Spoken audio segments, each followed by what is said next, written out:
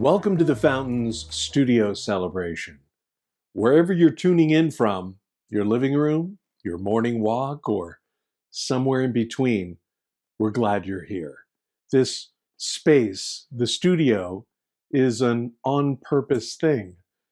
In a world that is loud, divided, and a little frayed at the edges, we're trying to practice something different, trying to figure out what putting love first actually looks like in the real world.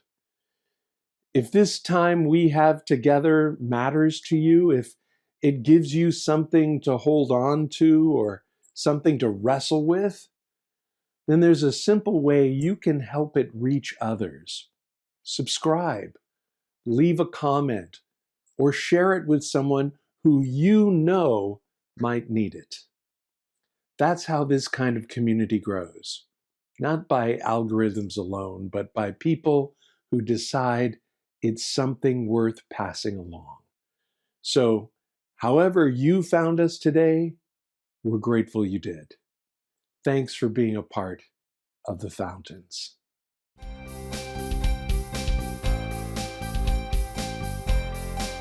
Join us as we get in the Spirit. We gather together on this day, at this time, in this place, to recognise and affirm the pieces of possibility, The bits of good we bring.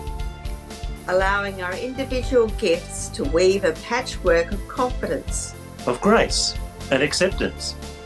of richness and diversity of life.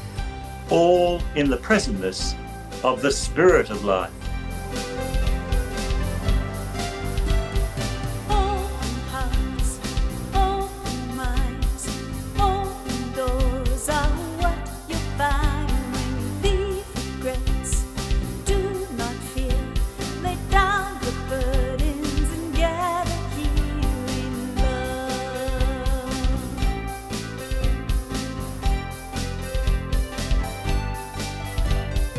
Those who hunger, those who seek, the rich, the poor, the strong, the weak, the outcast, the lonely, those of good cheer, all God's people are welcome here.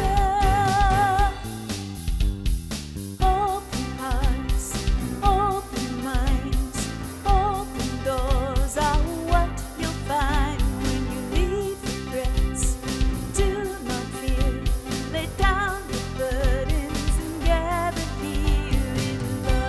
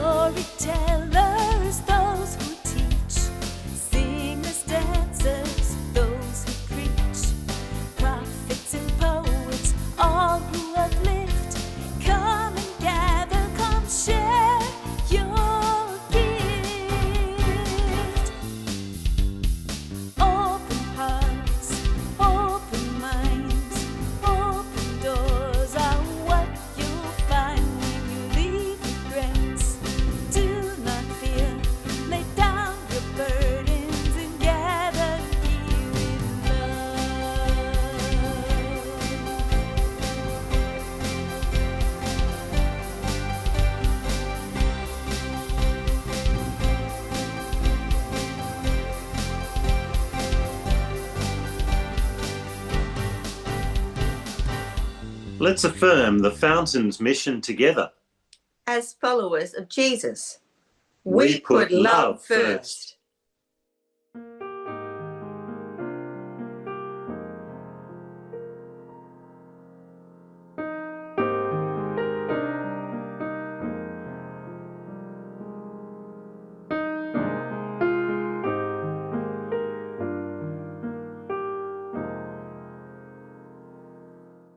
As we enter into this time of quiet and meditation, I invite you to breathe in, breathe out, and take in the words of Psalm 58 as reimagined by Nan Merrill. Do the leaders of the nations know what is right? Or are their hearts set on power and fame? Do they look within for guidance to the heart of all hearts? In whom can the people put their trust? The ignorant go astray, following idol gods of illusion. They err in their blindness, fooling only themselves. They are filled with conceit and empty promises. As the hunter with sweet bait lures the deer with intent to kill, the weak become food for the arrogant. Oh, beloved, open our eyes. Break through the darkness of our ignorance. Tear down the walls of our fear. Let us trust in the divine moment, living as children with trust and joy.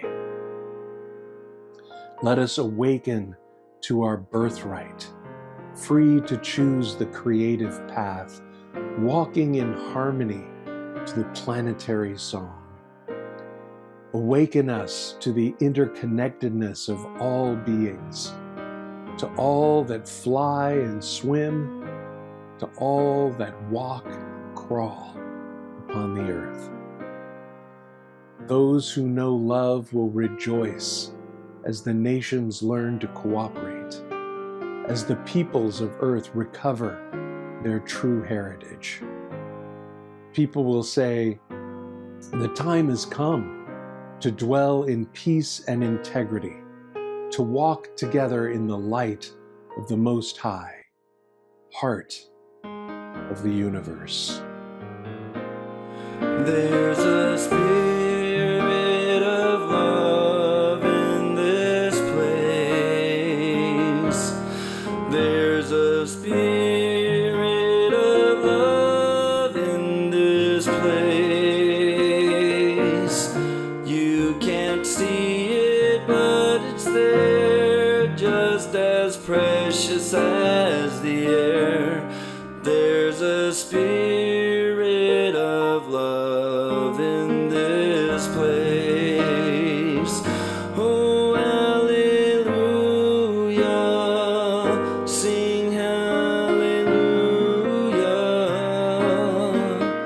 We bless your holy name. Oh, hallelujah, sing hallelujah. There's a spirit of love in this place.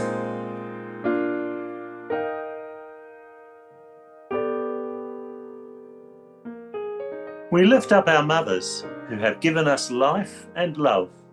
that we may show them reverence and care. For mothers who have lost a child through death, that their faith may give them hope.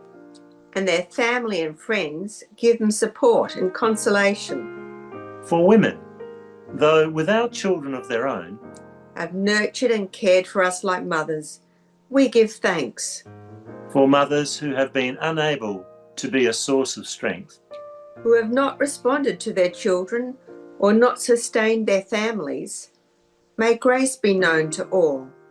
loving God, as a mother gives life and nourishment to her children, so your Spirit empowers us. May the women we've lifted up know grace and peace. And may we aspire to the maternal love and compassion the Creator shows us. And in giving our hearts over to Jesus' call of compassion and care, May we choose to love, to serve, and give our lives with the passion a mother shows her child. this is our prayer.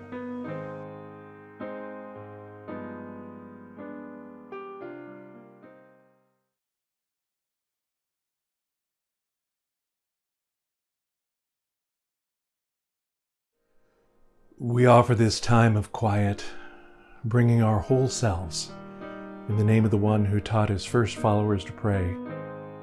Our Father, who art in heaven, hallowed be thy name. Thy kingdom come, thy will be done, on earth as it is in heaven. Give us this day our daily bread, and forgive us our trespasses, as we forgive those who trespass against us. Lead us not into temptation, but deliver us from evil. For thine is the kingdom, and the power, and the glory forever. Amen. There's a spirit of love in this place. There's a spirit of love in this place. You can't see it, but it's there, just as precious as the air. There's a spirit of love in this place. Oh, hallelujah, sing hallelujah. We bless your holy name. Oh, hallelujah,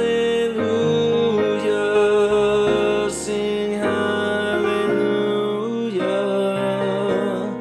There's a spirit of love in this place.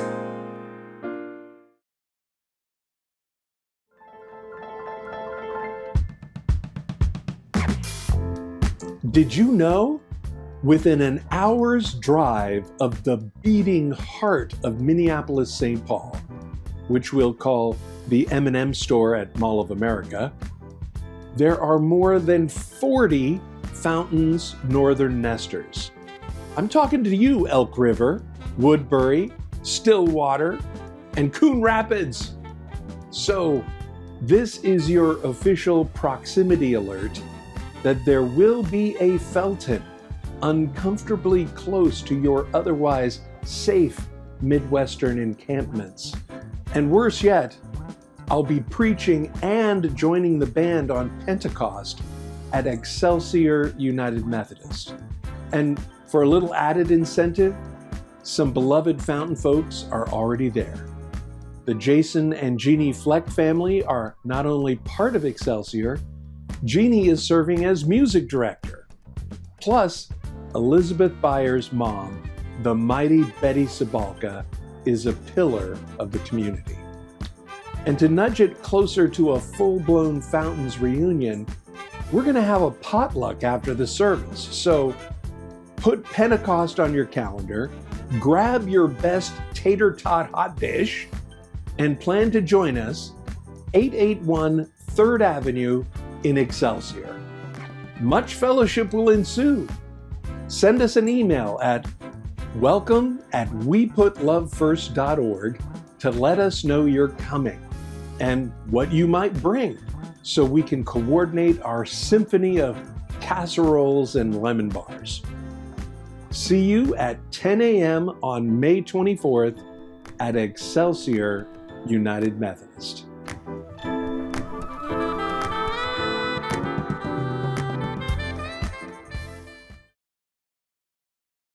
At the Fountains, we are agents of change.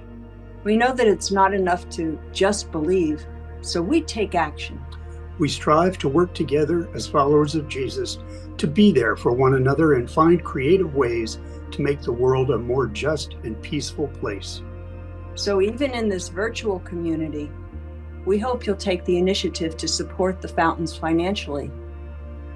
To get to our secure giving page, you can use the QR code on the screen, go to give.weputlovefirst.org, or press the Donate Here button on the Fountains homepage, weputlovefirst.org. You can also download the Vanco mobile app. Search for the Fountains and follow the instructions. And of course, you can always send a check. The Fountains continues to be a catalyst for putting love first in Fountain Hills and beyond. May we give with joy, confident that we're taking part in living out Jesus' call on our lives. Thank you for your support.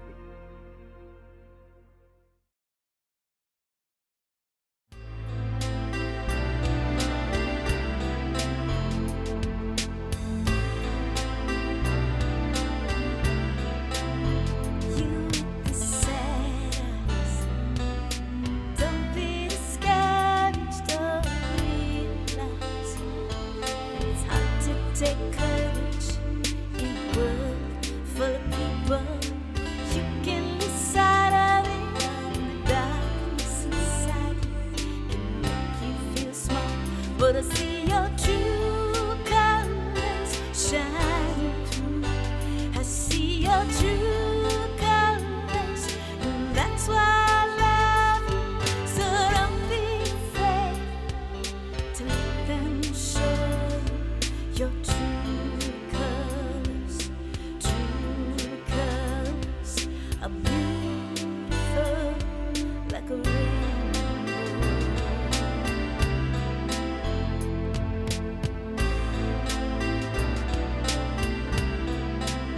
Show me a smile. Don't be unhappy. Can't remember when I last saw you laughing. This world makes you crazy, and you're taking all you can bear. You call me up, 'cause you know I'll be there. I'll see your true colors shining through. I see your true colors, and that's why I love you. So don't be afraid to let it show your true colors. True colors are beautiful like a rainbow.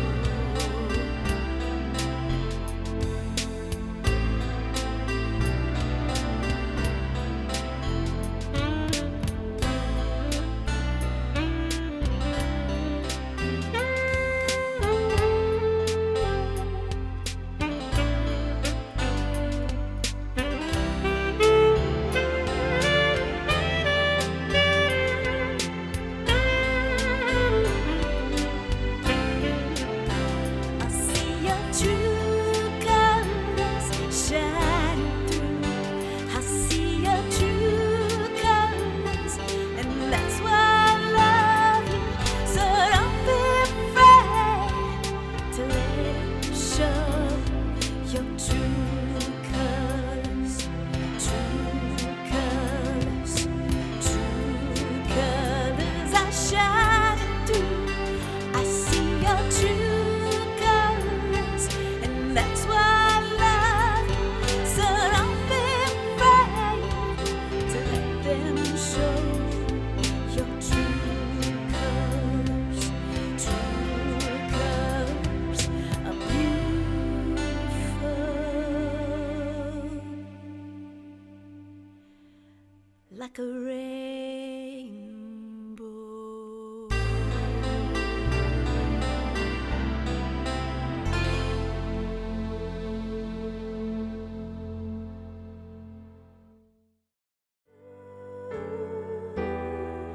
Give thanks with a grateful heart. Give thanks to the Holy One. Give thanks because God's given Jesus Christ the Son. And now let the weak say I am strong. Let the poor say I am rich because because of what the Lord has done for us. Give thanks with a grateful heart. Give thanks to the Holy One. Give thanks because God's given Jesus Christ, the Son. Give thanks.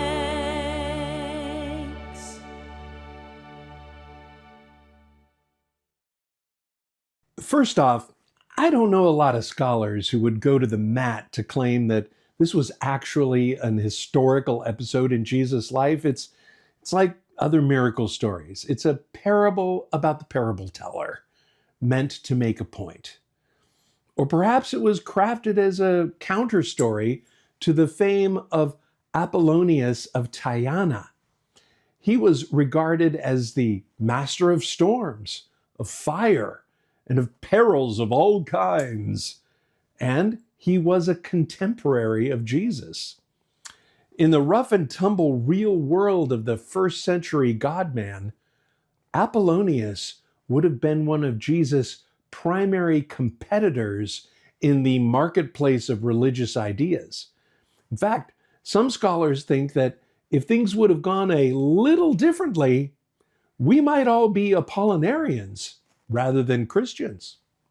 So, Jesus needed to be on the same level with not only Apollonius, but with Zeus and Poseidon to boot. And since water was the symbol of chaos in the Hebrew culture, all the better. Jesus had been teaching the crowd for hours. He was exhausted. The text says he taught as long as they were able to hear him. Then enough is enough. Instruction time was through, and Jesus was drained. Rather abruptly, he turns to his disciples and says, "We're out of here." So he and the disciples got into the boat and got away from it all.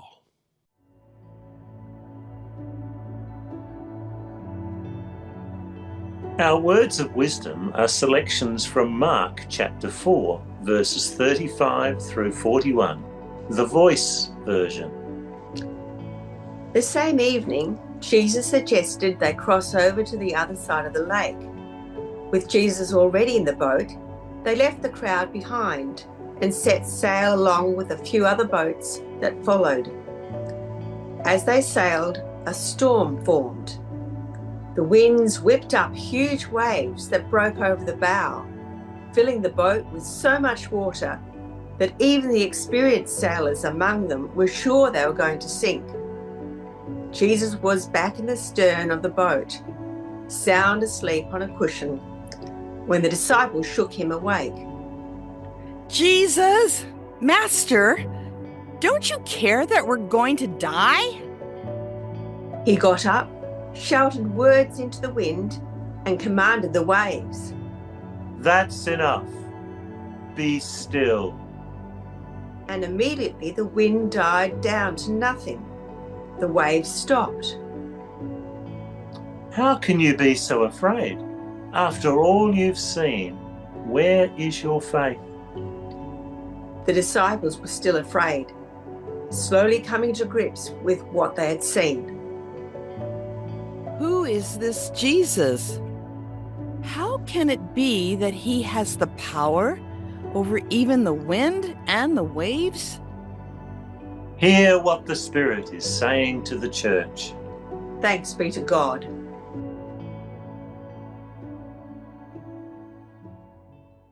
One lovely day, Mullah Nasruddin and one of his friends rented a boat and went fishing. In a remote part of the lake, they found a spot where the fish were really biting. "We'd better mark this spot so we can come back tomorrow," said the mullah. "Okay, I'll do it," replied his friend. When they got back to the dock, the mullah asked, "Did you mark that spot?" "Sure," said his friend. "I put a chalk mark on the side of the boat." "You nitwit," said Nasruddin. "How do you know we'll get the same boat tomorrow?" Nasruddin may seem hopeless, but over and over again, the disciples show what lunkheads they are and totally inept at even the one thing they're supposed to be good at, fishing. For those of us that were on the Sea of Galilee a few years ago, it's hard not to be a little gobsmacked over how small the Sea of Galilee actually is and how tiny the slice of shoreline is where all the action takes place. Once you see the geography, it becomes even more clear how this is not about some literal storm at sea. It's a parable about self-sufficiency. People who think it's a story about Jesus' power over the waves not only open themselves up to the inevitable comeback of, okay then, where's that same power to avert destructive hurricanes and tornadoes today? They're totally missing Jesus' point. People know what it's like to be in the midst of storms. People know what it's like to have no control. People know situations where the sense is that only the divine can intervene. Realistically, people also know that no matter how much we cry out, it's not like waving a magic wand. Crises don't instantly resolve themselves. It takes work, patience, strength of will, and time. And it still often doesn't work out the way we'd hoped. Maybe you've seen that office sign. If you can keep your head when everyone else is losing theirs, then you don't fully grasp the situation. Did Jesus just not grasp the situation? No. I think he was perfectly aware of the situation. He'd spent all day teaching and was totally beat. He was going to get some well-deserved rest. He was on the boat, lulled to sleep. What could possibly go wrong? He was on a fishing boat with experienced professional fishermen. What's to worry about? Well, number one, the disciples. Typically, these guys are totally pompous and self-congratulatory. Hey, we're with Jesus. We've got it covered. Right before they prove once again that they just don't get it.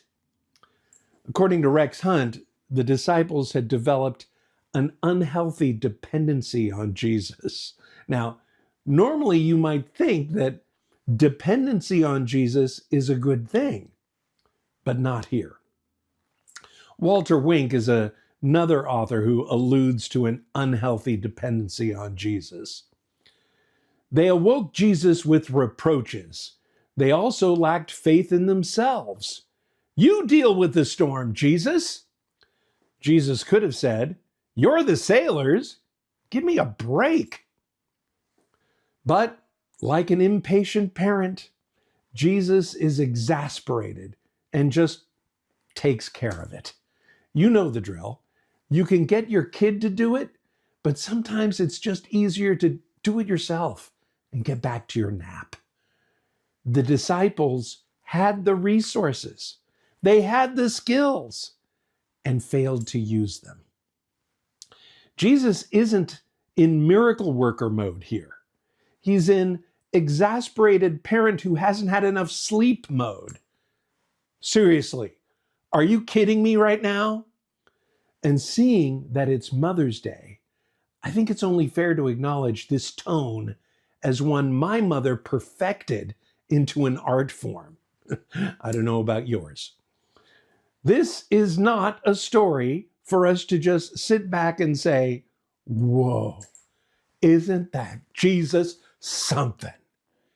It's a story challenging the hearers to not be terrified of life, to claim one's resources and do what you do. The disciples are surprised by a sudden and wild storm on the Sea of Galilee. And despite all their skills, their know-how, and the collective life experience of their companions, they allowed the storm outside to come inside, frantic, disconnected, and out of control. So they wake up a peaceful, sleeping Jesus. And what does he say? Really? Seriously, what is it with you guys? How can you be so afraid? After all you've seen, where is your faith? This story is not advocating just trust in Jesus, to snap his fingers and make everything all right. It's about not allowing the storm around us to become a part of us. Read it again. The only reason Jesus calms the storm is because he's tired and wants some peace himself. Yet, even after Jesus essentially asks, "What is wrong with you, numbskulls?" Of course, they totally miss the point and wonder out loud, wow, who is this Jesus? They totally miss that Jesus has just asked, where is your faith? Remember, the Greek word for faith is pistis, and it is not a noun. It's a verb. You can't have it. You can only demonstrate it. If it were translated into English in a way that reflects what Jesus actually asked, it would have Jesus ask, where is your faithing? Pistis is trust, confidence, and in the midst of the storm, not losing track of one, who you are, and two, the fact that you're surrounded by people who make their living in tiny boats out on the water. Why are you bugging Jesus? Dr. Rachel Rahman is a therapist who helps people deal with traumatic health issues. One day, a man came into her practice following radical treatment for bone cancer. In order to save his life, his leg had been removed at the hip. As he was only 24 years old, he was full of anger and bitterness. He harbored a deep hatred of well people. After all, it was so unfair for him to have to suffer such a terrible loss so early in life. Dr. Rahman worked with him through talk therapy and art therapy, and after about 2 years, he started to experience a profound shift. He started to visit other people who had also suffered profound losses and would tell Dr. Rahman about their encounters. On one occasion, he visited a young woman about his age who was a gifted singer, but after having just had a double mastectomy, was so depressed that she wouldn't even look at visitors. In fact, she was so distraught, she could barely speak. On the day the young man visited her, the nurses were trying to cheer her up by cranking a playlist of the young woman's favorite music through the room's speakers. Desperate to get her attention, the young man proceeded to unstrap his prosthetic leg, set it aside, and then began dancing around the room on one leg, awkwardly snapping his fingers to the music. The young woman looked up in amazement. He looked so utterly ridiculous that she couldn't help but burst out laughing. Through her tears of laughter, she said, "Man, if you can dance, then I can sing," and started singing along. Eventually, the young man had made enough progress that Dr. Rahman sat down with him to do a kind of exit interview.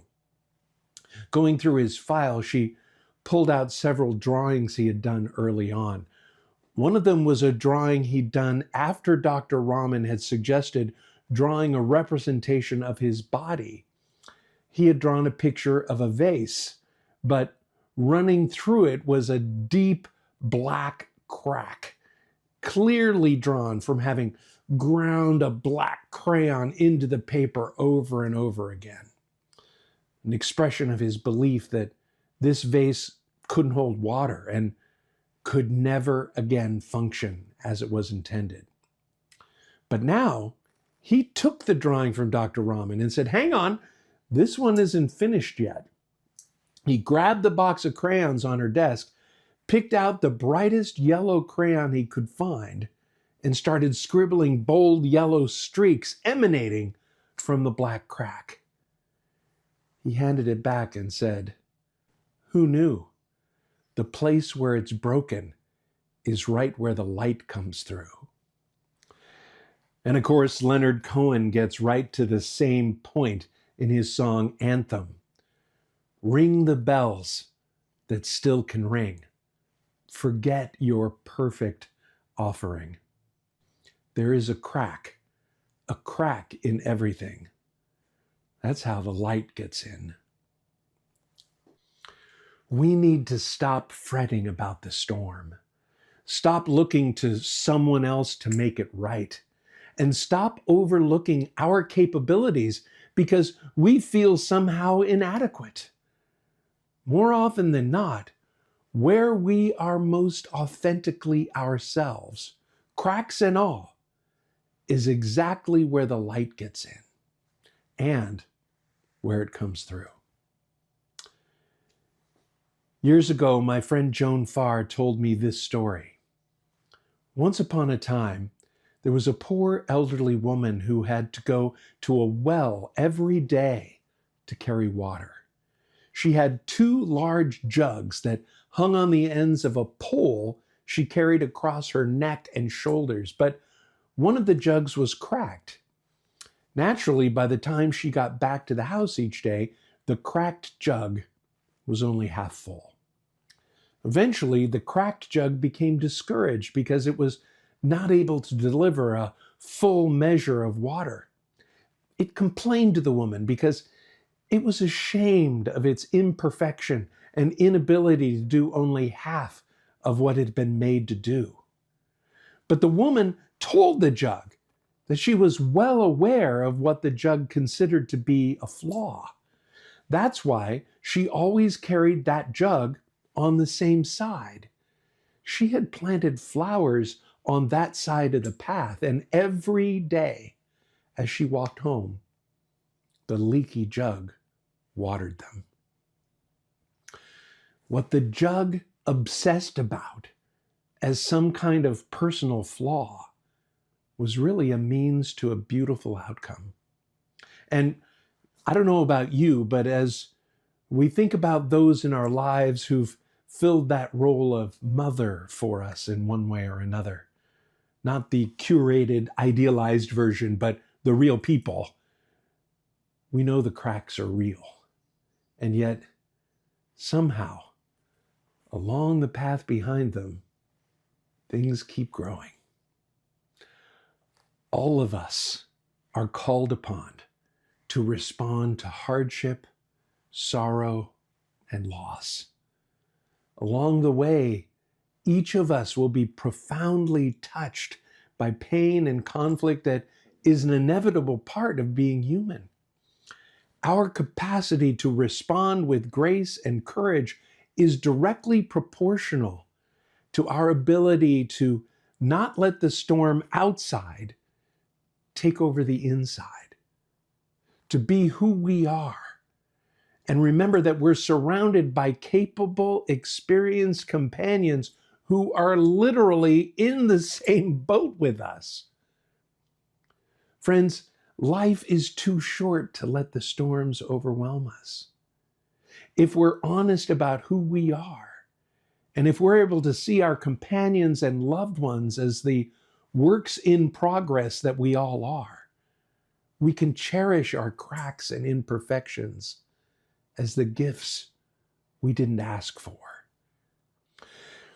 In the end, the chips, dents, and scratches are the very means that make genuine community possible, curating hope and creating the kind of uncommon beauty we otherwise could have never imagined.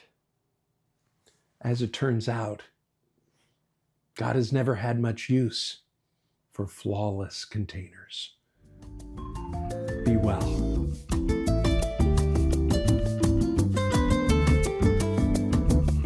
Hey, if you liked what you heard today, buy me a coffee.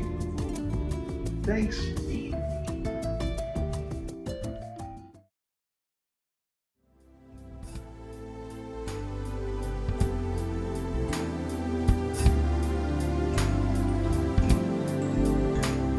In the midst of every blessing, may my heart be filled with grace. Streams of goodness ever flowing, call for songs of highest praise.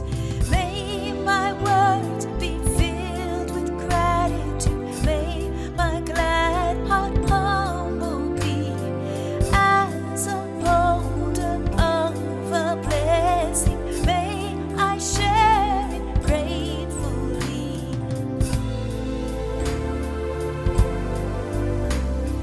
In the midst of every trial, may my heart be filled with grace.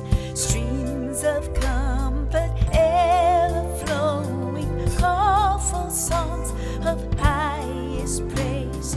May I find the strength within me. May I sense it everywhere as I face what must be handled. May I find truth I can share. In the midst of all our living, may our hearts be filled with grace. Streams of goodness ever flowing, call for songs of highest praise.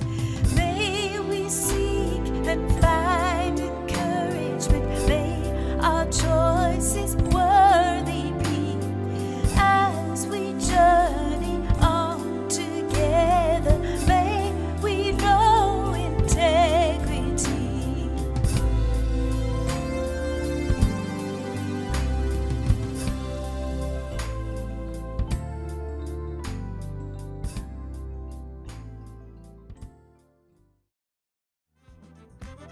Join me in these words of challenge and blessing as we go. The world now is too dangerous and too beautiful for anything but love. May our eyes be so blessed we see the divine in everyone. Our ears, so we hear the cry of the poor. Our hands so blessed that everything we touch is a sacrament. Our lips blessed to speak nothing but the truth with love. May our feet be so blessed we run to those who need us. And may our hearts be so opened So set on fire. that our love Yes, our love. changes everything. Amen.